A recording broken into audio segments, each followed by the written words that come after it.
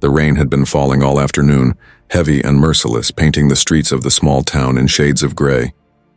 Water rushed along the sidewalks, pouring into drains that couldn't swallow it fast enough. Cars sped by, their headlights slicing through the downpour, spraying dirty water onto the empty walkways where hardly anyone dared to walk.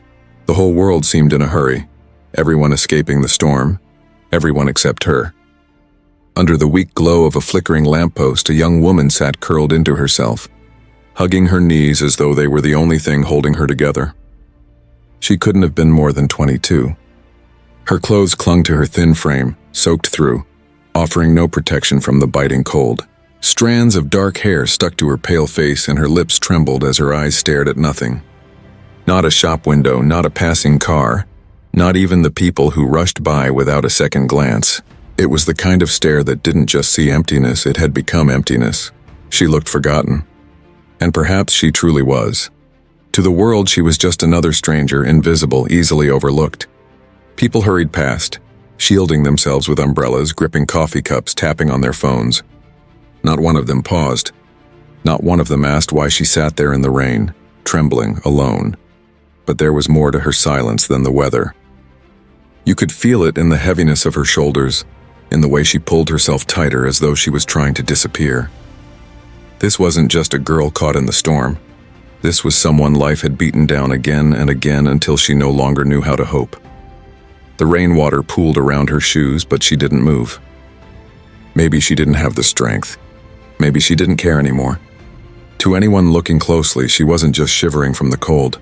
She was drowning in something far deeper, something the rain could never wash away. And as the storm raged on, the world kept turning, blind to the fact that under that lamppost sat a life hanging by a thread. Across the street, under the blurry haze of rain-streaked glass, sat a black pickup truck waiting at the red light. Inside, the wipers swayed back and forth, beating against the storm. Behind the wheel was a man in his late 30s, shoulders broad, face rugged from years of hard labor. His hands, rough and calloused from construction jobs, gripped the steering wheel tightly. His name was Daniel.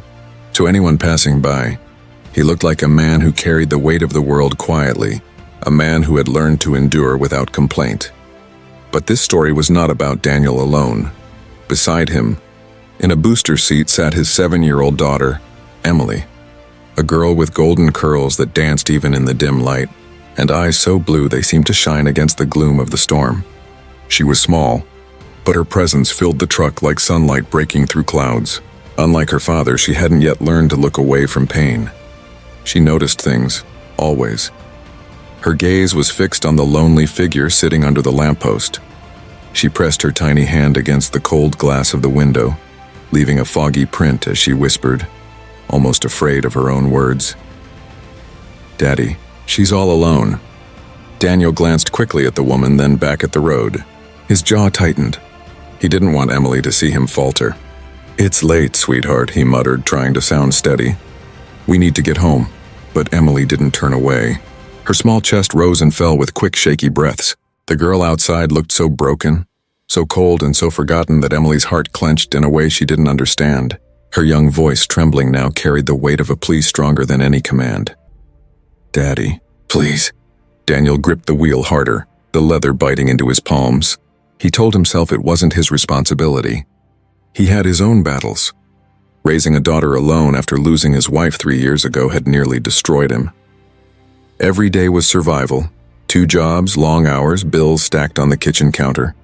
He was already stretched thinner than he thought possible. How could he take on someone else's pain when he barely managed his own? But the sound of his daughter's voice cracked something deep inside him. He turned his head just long enough to see the tears glistening in Emily's eyes. She wasn't just asking. She was begging. Her compassion was raw, unfiltered, the kind only a child could feel. "Daddy, she's all alone." The light turned green. The cars behind him honked impatiently, their horns echoing in the storm. Daniel's foot hovered over the gas pedal, but he couldn't press it. His heart pounded, his mind screamed that it was reckless, that it was dangerous, that he couldn't afford to help. But Emily's tears burned into his chest like fire. For a long moment, the world seemed to freeze. The rain, the lights, the noise around them. And then Daniel made a choice. He pulled the truck over. Emily's little hands fumbled with the buckle of her seatbelt. her face brightening through her tears, as though she knew something was about to change. Daniel sat there for a second, his breath heavy, his heart warring with doubt. Then he exhaled, opened the door and stepped into the rain. The storm hit him instantly, soaking through his jacket, but he barely felt it. He wasn't sure what he was about to do. He only knew one thing: his daughter was right. That girl under the lamppost wasn't just another stranger in the rain. She was all alone, and sometimes that was reason enough. The rain poured harder, as if the sky itself was testing his resolve. Daniel stood just a few steps from his truck, staring at the girl under the lamppost. For a second he thought about turning back, climbing inside and pretending he had never seen her. He could still drive away. No one would know. No one would blame him. After all, wasn't that what everyone else had done? But Emily's little voice echoed in his ears, soft and trembling. "Daddy, she's all alone." Those words clung to him, heavier than the rain soaking his jacket. His daughter's eyes had pierced through the armor he had built over years of hardship. Armor that told him to keep his head down, to focus only on survival. He crouched in front of the girl, lowering himself until his eyes were almost level with hers. Up close, she looked even younger, though her face was etched with a kind of exhaustion no 22-year-old should carry. Her thin shoulders shook, her lips tinged blue. She didn't even flinch when the rain slid down his forehead and dripped between them.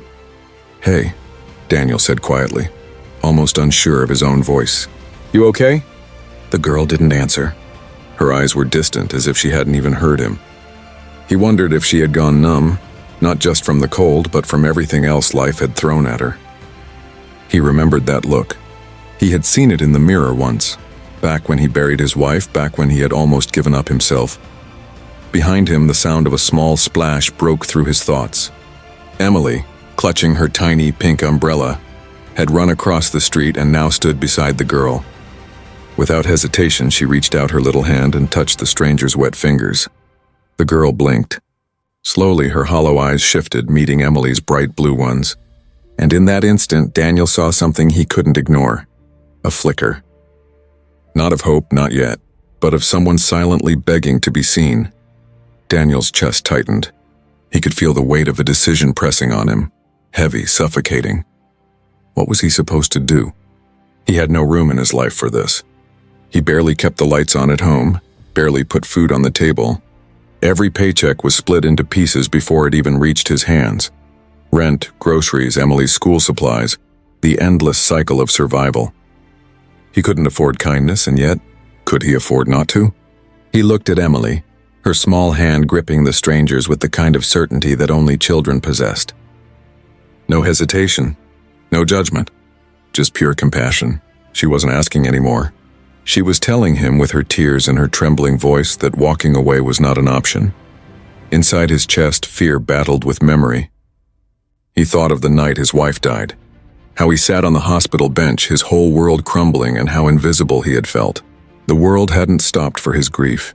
Strangers walked past, doctors hurried down hallways, life moved on as if his pain didn't exist, and he had sworn that night never to let Emily feel that same kind of emptiness. Now, looking at this girl, he realized she was living the very thing he had once feared for his daughter, being utterly, devastatingly alone. The honk of a car jolted him back to the present. The world was moving around them, impatient, rushing, blind. But Daniel stood frozen, caught in a storm far greater than the rain. His conscience whispered, "If you leave her here, you'll never forget her face." He sighed, running a hand down his soaked face. He wanted to argue with himself, to insist that he couldn't, that it wasn't his problem. But even as the excuses formed, they rang hollow. Because deep down, Daniel knew this wasn't about money. It wasn't about risk. It was about humanity. And the truth was, he couldn't bear the thought of being one more person who walked away. "Come on," he finally said, his voice rough with emotion. He held out a hand. "Let's get you out of the rain." For a moment she hesitated, staring at his hand as though it were a foreign thing. Then Emily squeezed her fingers, urging her silently. Slowly, shakily, the girl placed her hand in his. Her touch was ice cold, her grip weak, but it was enough. Daniel stood, pulling her gently to her feet. She swayed, unsteady, and he instinctively steadied her with his other hand. In that instant he realized how fragile she was. Not just her body, but her spirit, worn thin by too much pain. He guided her toward the truck, Emily skipping beside them with relief flooding her face. Daniel's doubt still screamed inside him louder than ever. He had no idea who this girl was, where she came from, or what bringing her home would mean for him and his daughter. But as he opened the truck door and saw Emily's smile, wide and full of hope, he knew one thing for certain. Sometimes, the hardest choices aren't about what you can handle. They're about what your heart refuses to ignore. And Daniel's heart, no matter how tired, couldn't ignore her anymore.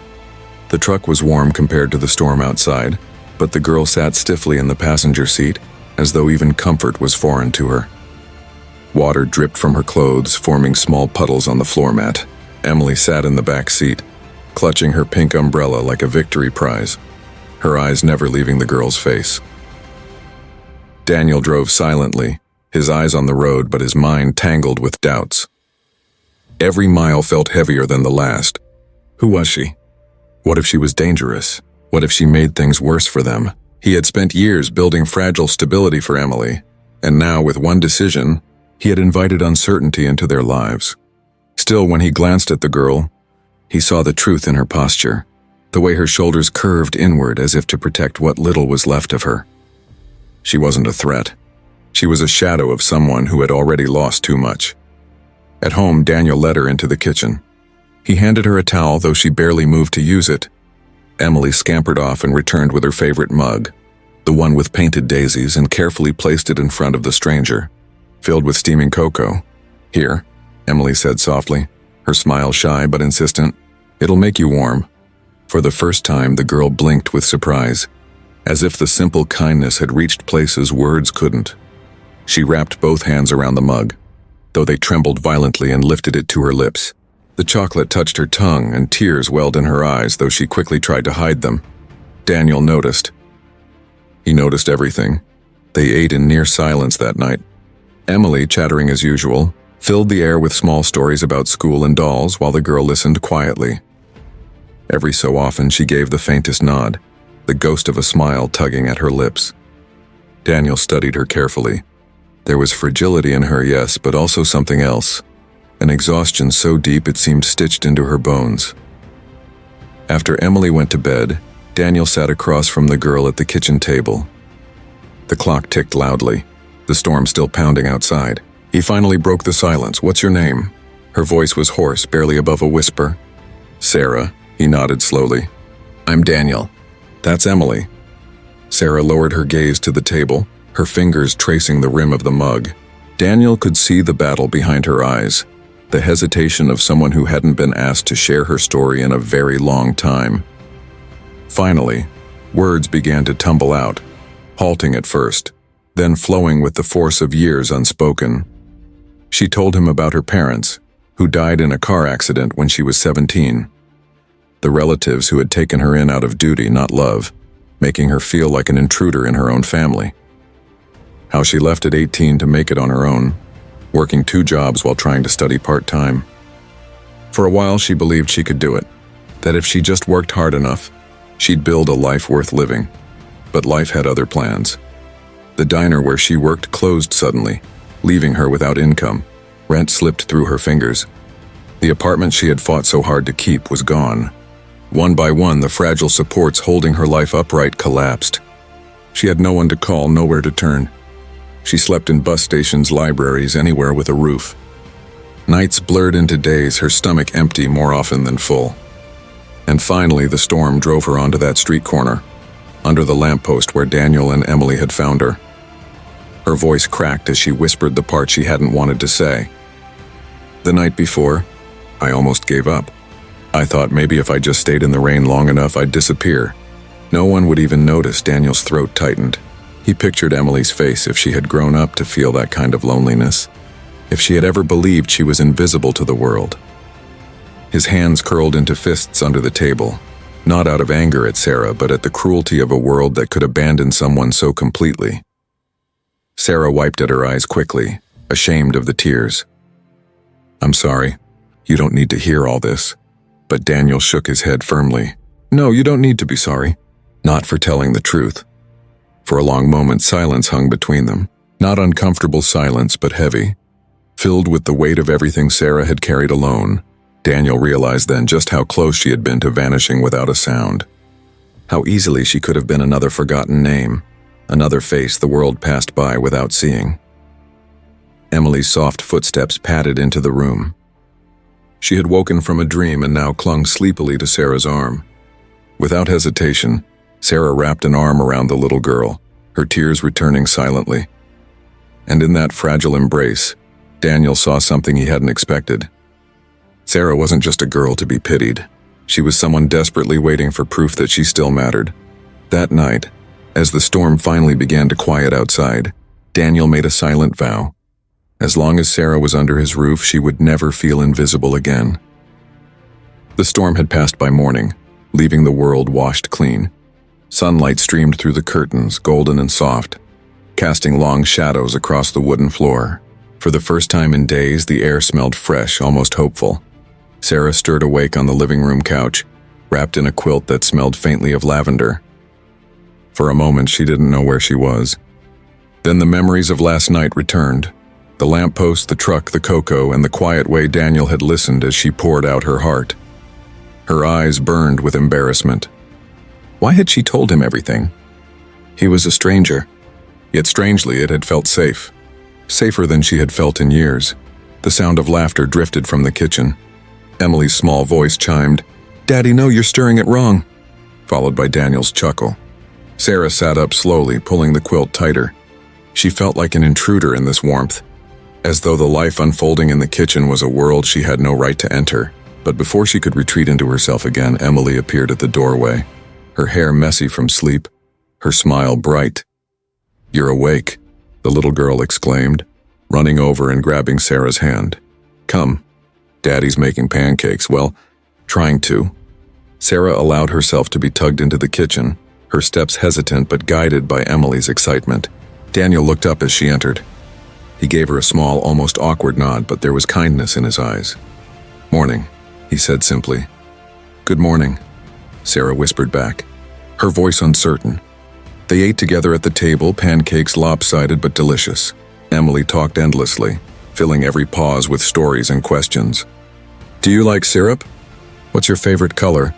Have you ever seen a rainbow up close?" Sarah answered as best she could, and for the first time in a long while, she laughed softly at one of Emily's silly jokes. Daniel noticed. He noticed the way Sarah's shoulders seemed to lift ever so slightly, the way her eyes sparkled for a brief second before dimming again. It struck him then. Maybe what she needed wasn't pity or charity. Maybe she needed to feel like she belonged somewhere, even just for a while. After breakfast, Emily insisted on showing Sarah her toys, dragging her to the living room floor where dolls, puzzles, and coloring books were scattered. Daniel watched from the kitchen doorway as Sarah knelt down, hesitating at first, then slowly engaging. Emily handed her a doll with tangled hair. "This one's my favorite. She's a princess, but her crown got lost."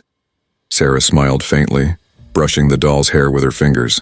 "Maybe she doesn't need a crown to be special," she murmured. Emily tilted her head, considering this. Then she beamed. "Yeah, just like you don't need fancy clothes to be pretty." Sarah froze, tears prickling her eyes, but Emily had already moved on to another story. Daniel's heart twisted at the exchange.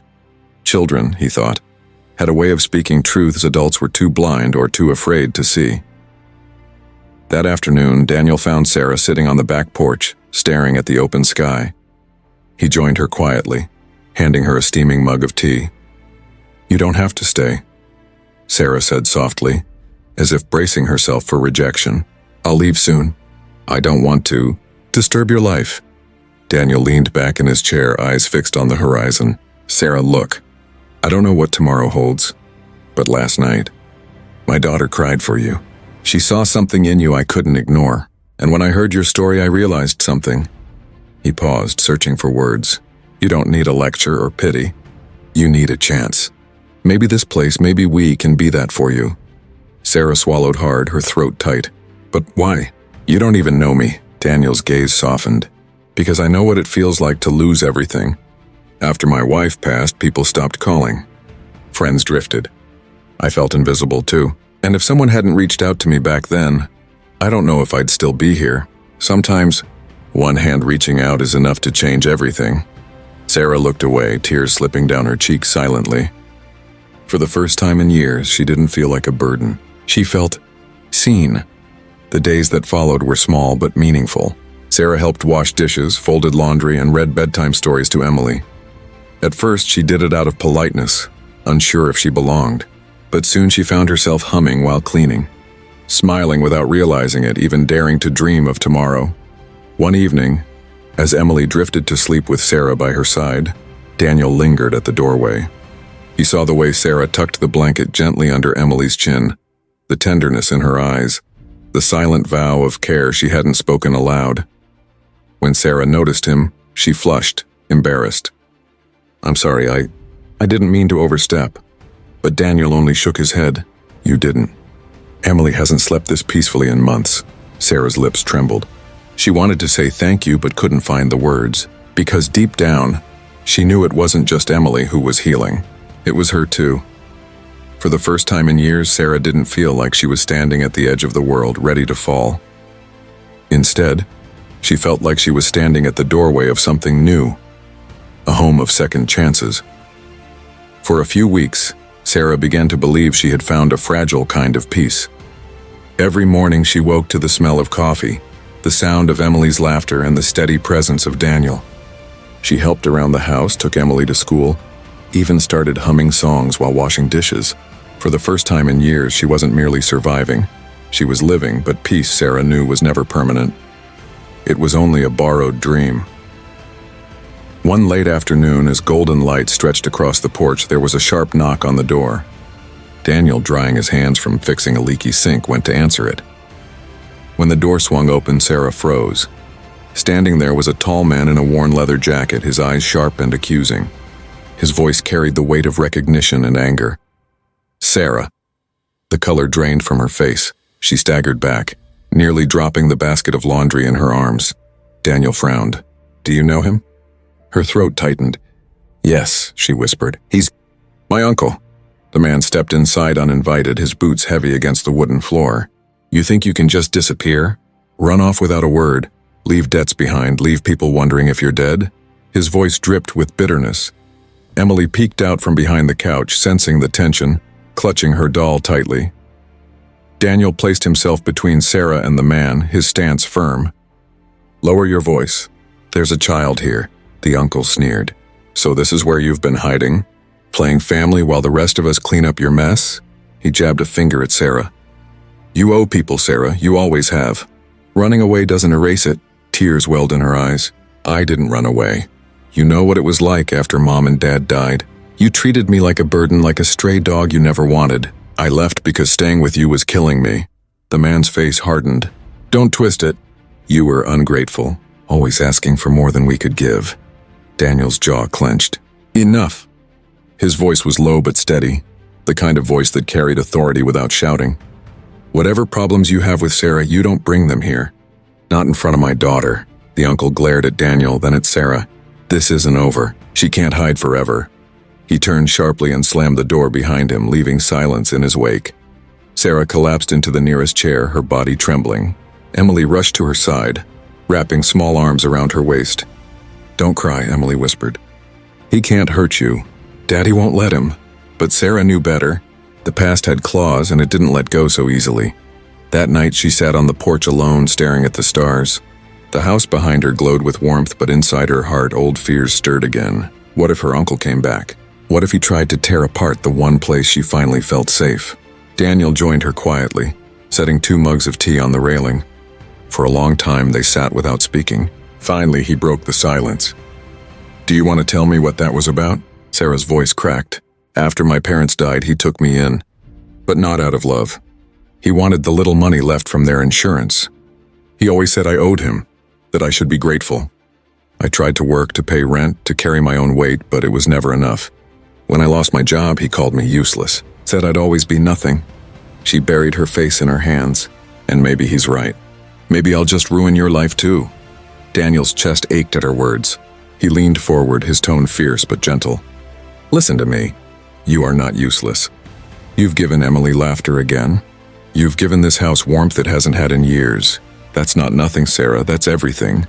She lifted her tear-streaked face, searching his eyes for any sign of pity. But what she found instead was conviction. He believed in her even when she didn't believe in herself. Still, fear lingered. But what if he comes back? What if he doesn't stop? Daniel's eyes darkened with resolve. Then he'll have to go through me. And I promise you, he won't tear this family apart. The word family hung in the air, heavier than anything else he had said. Sarah's breath caught. She had never expected to hear that word spoken about her again. In the quiet that followed, Emily's sleepy voice drifted from the doorway. "Sarah, Daddy, are you okay?" Daniel turned, smiling softly.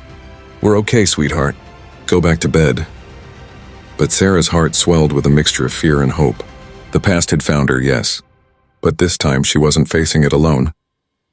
The days after Sarah's uncle appeared were heavy with silence. Though he hadn't returned, his words clung to Sarah like shadows. At night she lay awake, replaying his accusations, ungrateful, useless, nothing. Each syllable gnawed at the fragile hope she had built in Daniel's home. Daniel noticed her retreating smile, the way she folded into herself again, and it tore at him. Emily, too, sensed the shift. One evening she climbed into Sarah's lap, her tiny hands cupping Sarah's cheeks. "Don't be sad," Emily whispered. "You're my sister now. Sisters don't leave." Sarah broke down then, sobbing into the child's shoulder, realizing how deeply Emily had claimed her, not as a guest, not as a stranger, but as family. Still, the fear of her past lingered. She half expected her uncle to return, to strip away everything she had begun to cherish. And then, one Saturday morning, her fear came true. A loud knock rattled the door. Daniel opened it, and there he was, Sarah's uncle, anger etched into every line of his face. "This ends now," he growled. "She's coming with me. She owes us, and I won't let her freeload off you." Emily clung to Sarah's hand, eyes wide with terror. But before Sarah could shrink away, Daniel stepped forward. His voice was steady, unshaken. "No, she's not going anywhere," the uncle sneered. "You don't know her. She'll drain you dry just like she did with us." Daniel's jaw tightened. "What I know is this. Sarah is not a burden. She's brave, she's kind, and she's part of this family now. If you came here to tear her down, you're wasting your time. She's not alone anymore." The word struck Sarah harder than the rain that first night they met. For years she had been fighting the lie that she was worthless, unwanted. And now, here was someone declaring the opposite with unwavering certainty. Her uncle's eyes flickered with uncertainty, but before he could respond, Sarah found her voice. Her hands trembled, but her words were clear. "I don't owe you anything. Not anymore. You never gave me a home, you gave me scars. I may have been broken when I left, but I'm healing now. And I won't let you take that from me." For the first time, she stood tall in front of the man who had made her feel small all her life. The silence stretched. Then with a frustrated curse, her uncle turned and stormed off, slamming the door behind him. His footsteps faded, leaving behind only the sound of Sarah's uneven breaths. Daniel placed a hand on her shoulder, grounding her. Emily squeezed her hand tighter, her little voice fierce despite her fear. "See, I told you. Sisters don't leave." Sarah knelt, pulling Emily into her arms, tears streaming down her face. She looked up at Daniel, who simply nodded, no words needed. In his eyes, she saw not just protection, but belief. That night, as they sat together around the dinner table, Sarah realized something profound. Her past hadn't disappeared, but it no longer defined her. She wasn't the broken girl under the lamppost anymore. She was Emily's sister. She was part of Daniel's home. She was family. And sometimes love, simple, stubborn love, was stronger than fear.